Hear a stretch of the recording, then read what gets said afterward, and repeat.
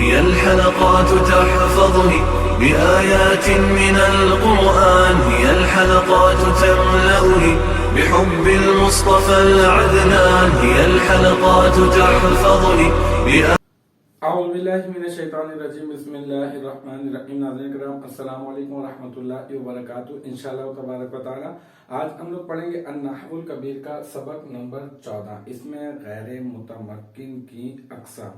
اچھا، اس میں غیر متمکن کی ہم لوگ دوسری قسم کے اوپر بات کر رہے ہیں۔ پہلی قسم جو تھی وہ مضمرات، اس کے اوپر الحمدللہ ہم بات کر چکے ہیں۔ ابھی جو سلسلہ ہمارا چل رہا ہے وہ اسماء اشارات کے متعلق۔ اسماء اشارات وہ ہوتے ہیں جنہیں کسی شے کی طرف اشارہ کرنے کے لیے وضع کیا جاتا ہے۔ اس کی تعریف ہم لوگ پڑھ چکے، اس کی مثال پڑھ چکے، کتنے ہوتے ہیں، کون کون سے ہوتے ہیں، وہ تمام کی تمام چیزیں میں نے آپ کو بتائیں۔ پھر اس کے بعد اس میں اشارہ اور مشار الیہ سے متعلقہ چند ضروری باتیں میں نے آپ کی گوش گزار کی۔ جو سب سے پہلی بات یہ تھی وہ یہ تھی کہ مشار الیہ کیا ہوتا ہے۔ پھر جو دوسری ضروری بات تھی وہ حائط تنبیہ سے متعلق تھی کہ اس میں اشارہ سے پہلے حائط تنبیہ کا جو ہے وہ اضافہ کر دیا جاتا ہے۔ اور پھر جو تیسری جو ضروری بات تھی وہ تھی کہ حروف خطاب کا بھی جو ہے وہ آگے اضافہ کر دیا جاتا ہے۔ اچھا، پھر جو چوتھی جو ضروری بات تھی اس میں ہم لوگوں نے مشار الیہ کی اقسام پڑھی ہیں، یعنی جس شے کی طرف اشارہ کیا جاتا ہے اس کی چار قسمیں ہوتی ہیں، یا تو تین قسمیں ہوتی ہیں، یا تو وہ قریب ہوتی ہے وہ شے جو مشار الیہ ہوتی ہے، یا تو پھر دور ہوتی ہے، یا تو پھر نہ قریب ہوتی ہے نہ دور ہوتی ہے، دونوں کے درمیان جو ہے وہ شے ہوتی ہے۔ آج جو ہے ہم لوگ اس میں اشارہ اور مشار الیہ سے متعلق پانچویں ضروری بات پڑھیں گے اور یہی ہماری آخری بات ہوگی۔ دیکھیں، اس کو آپ سمجھ لیں کہ ہم جس شے کی طرف اشارہ کرتے ہیں نا وہ شے ہے نا، اس کو ہم لوگ کہتے ہیں مشار الیہ، وہ شے ہوتی ہے۔ اچھا، کبھی ہم لوگ شے کی طرف اشارہ نہیں کر رہے ہوتے بلکہ ہم لوگ کبھی کسی مقام، کسی جگہ، کسی مکان کی طرف جو ہے وہ اشارہ کر کے وہ بتا رہے ہوتے ہیں کہ وہ وہاں موجود ہے، وہ وہاں اس جگہ پر، وہ یہاں ہے، یہاں اس جگہ پر۔ تو ہم لوگ اس طرح سے کہتے ہیں نا، تو بس اس کو بھی اس میں اشارہ کے اندر ہی وہاں، یہاں کو بھی اس میں اشارہ کے اندر ہی جو ہے وہ شمار کیا جاتا ہے۔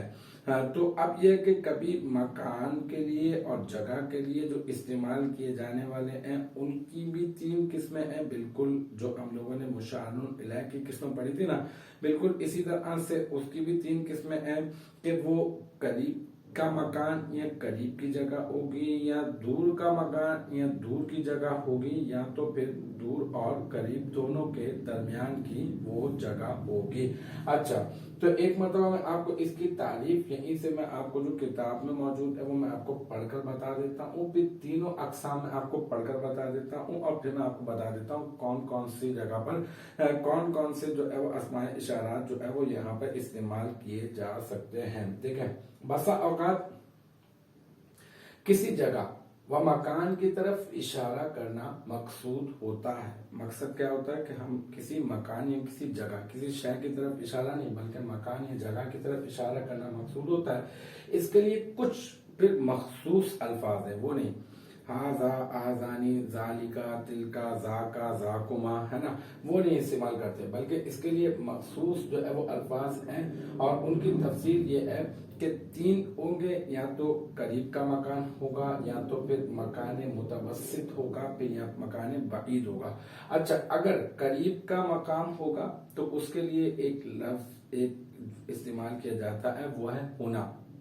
ہونا کا معنی ہوتا ہے یہاں، ہونا، صرف ہونا، ٹھیک ہے، اس کا معنی ہوتا ہے یہاں، یا پھر اس کی جگہ پر ہا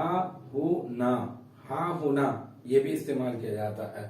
اچھا، اگر متوسط اگر ہوگا مقام، جگہ، مکان، تو پھر کون سا، پھر ہونا کا، یہ جو ہونا لفظ ہے نا اس کے آگے کاف زبر کا اضافہ کر دیا جاتا ہے، ہونا کا، اس کا معنی ہوتا ہے وہاں، لیکن نہ دور نہ قریب بلکہ دونوں کے درمیان، متوسطہ کے لیے۔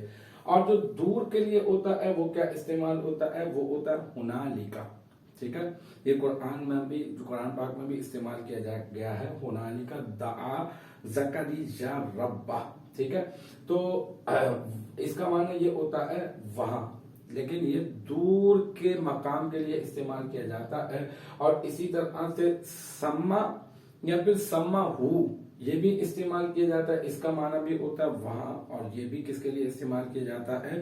یہ بھی دور کے مکان، دور کی جگہ کے لیے استعمال کیا جاتا ہے. تو آج جو ہے ہم لوگوں نے اس پارٹ نمبر 23 میں اس میں اشارہ اور مشار الیہ سے متعلق 5ویں ضروری بات پڑھی کہ مکان اور جگہ کے لیے جو اس میں اشارہ استعمال کیے جاتے ہیں وہ تھوڑے سے مختلف ہوتے ہیں. کون کون سے ہوتے ہیں، اس کی کتنی قسمیں ہوتی ہیں. تو امید ہے کہ یہاں تک کی جو بات ہے وہ آپ کی سمجھ میں آ گئی ہوگی. انشاءاللہ تبارک و تعالی نیکسٹ ٹائم اگلی ویڈیو اگلی کلاس کے ساتھ ملاقات ہوگی. جب تک آپ اپنا بہت خیال رکھیے گا. وآخر دعوانا ان الحمدللہ رب العالمین.